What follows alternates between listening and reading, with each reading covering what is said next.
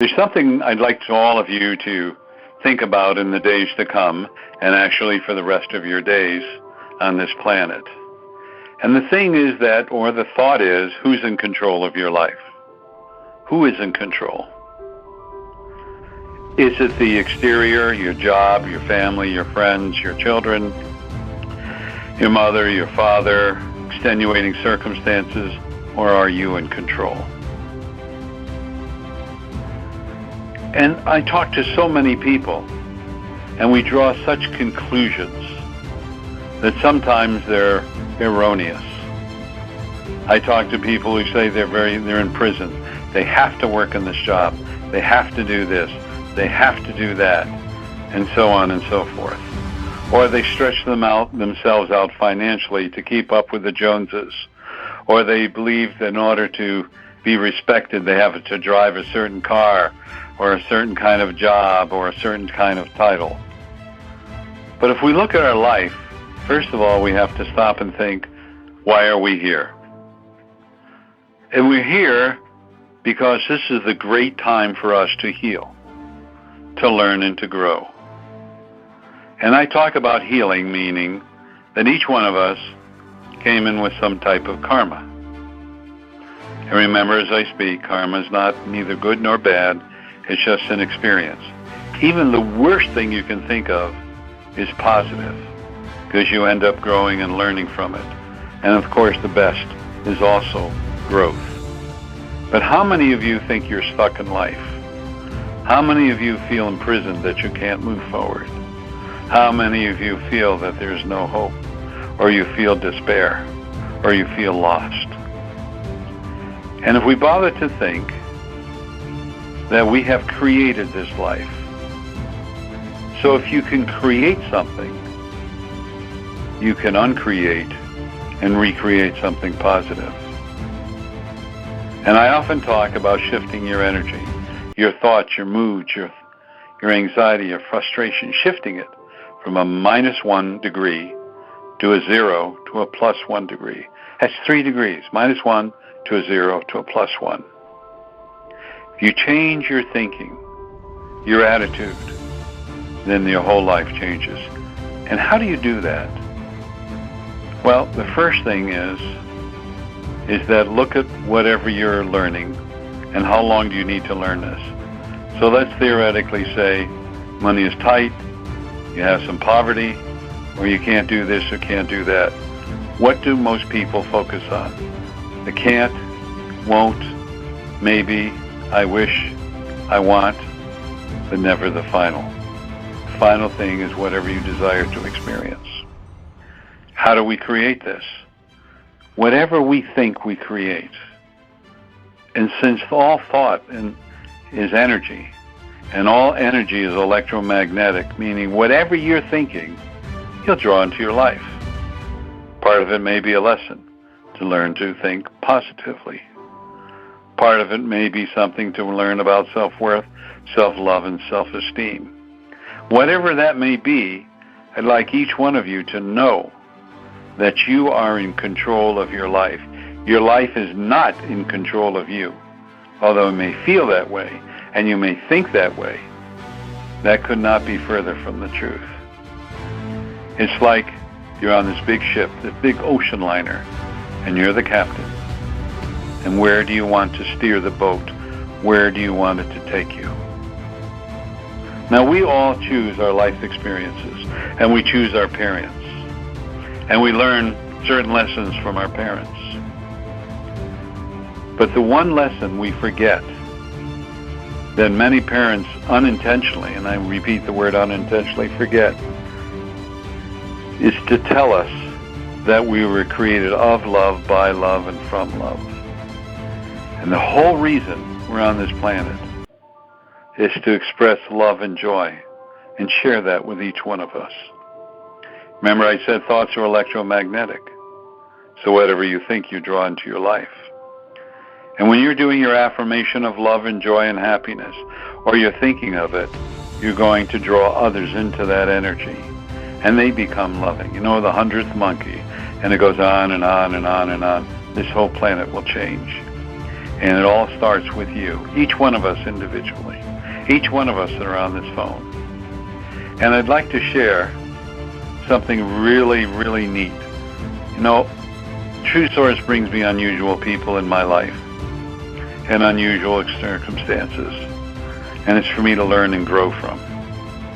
And I have a student, or I had a student, Maya, and we're still very close. And she understands how to work with the True Source. And her mother is, 30-40%, I think, Cherokee. I'm not sure. But her mother will sit there and go, Uncle John's going to pass away. 2 weeks later he does. Or Sarah's going to have 2 children. They're going to be twins, a boy and a girl. Mom, where'd that come from? I don't know. And that would happen. She'd make all these predictions. And she was hallucinating, or so the family thought. She's 85 at night, and talking and doing all these things, and not too coherent at times. And they thought, well, maybe this is Alzheimer's, or maybe she's going into dementia, or both. And she was really bad one night, and took her to urgent care, and they said, well, you're going to have to see a neurologist. And we recommend that they do all these exams and x-rays and so on. And so she goes in, takes him to her mother to go see this neurologist. And she tells the story, and he starts laughing. And Maya said, why are you laughing? He said, your mother's part Native American, right? Yeah, I can see that. She's talking to her elders at night, and she's getting all this information. There's nothing wrong with her. He said, you probably want to know why I know and how I know. My wife passed away 14 years ago. She was Native American. She did the same thing. And not only that, she saw that she was trained by a group of Native Americans about spirituality. A little plaque on his, or paper on his desk. And he took her her mother off his psychotropic drugs and all this stuff, and her mother's improving 100-fold. And one of the things is because, Maya loves her mother, and her mother can be very demanding. I know her very well. But at the same time, what she did was think positively. She asked the True Source for true inner source guidance. The right thing happened for her mother, and discovered what's wrong with her mother. What are the odds of finding a doctor, a neurologist, whose wife was a Native American, who talked to the elders at night all the time? And here she takes her mother to see this neurologist. And that's the beautiful thing. The beautiful thing is when we're working in harmony, in love, that's the key word, in love and joy with the True Source, then everything falls into place. Everything is perfect.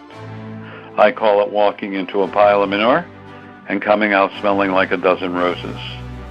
It means that if you will let true inner source guidance direct you where you're going, you express loving and positive thoughts, you are planting seeds. And when you do that, your harvest will be everything in your life that brings you positive, true, loving experiences. Many times others will say to me, I'm so angry. What do I do about this person? What do I do about this situation? And the most powerful, loving thing you can do is put a bubble of protection around you, call upon God, the True Source, and say, God, the True Source, this is my situation. I don't know how to handle it. Just like I'm talking now. And I turn it over to you, God, the True Source, for perfect right action and correct exchange. That's all you need to do. And walk away and let it go. That's the challenge, letting it go and trusting. But I guarantee you that if you will do that, it will always turn out perfect. Even if it goes against you what you truly want, you may look at it a week, a month, a year later and go, yeah, I get it. I see how this had to happen, because I wouldn't be where I am today if this didn't occur. So think about that in the coming days. Think about being loving towards a person. Remove from your mind all the anger, the fears, the doubts, because whatever you think you create, Whatever you think, you manifest. Whatever you think, you draw into your life. Whatever you do, you draw into your life. So, sending out hate, anger, frustration, bingo, that's what you're going to experience. But if you send out love and joy and kindness, even though people may say you're weak, you're strong. You know why you're strong? Because you're doing the work of God, the true source. Because the only energy that prevails, the only energy that exists, the only energy that is with God, the true source, is unconditional love, allowingness, and non-judgmentalness. What makes our society think they're greater than God, the true source? What makes them think they're more powerful? What makes them think that they are in control of their lives? Because anything negative you put out, you control, you manipulate, will eventually come back and bite you. Because that's the law of attraction. Whatever you do comes back to you. Therefore, if you're sending out any form of negativity, it's going to come back and bite you. If you send out all forms of love, joy, happiness, sheer prosperity, it's got to come back to you. That's the law. It's immutable. Nobody can change it. And many times I have people say, well, look at this greedy person or that greedy person. Look at them and they do all this. And if you follow them, they're really unhappy. Sometimes they lose their empire. Sometimes they get sick and they die. And sometimes they end up in jail.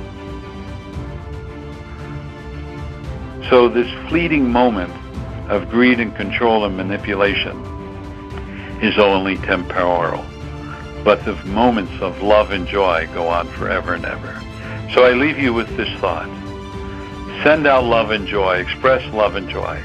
And when someone pushes your button, silently, ask God, the true source, to send them love and forgive them. Because when you forgive them silently, you take away the animosity and anger, and you're forgiving yourself for buying into their anger.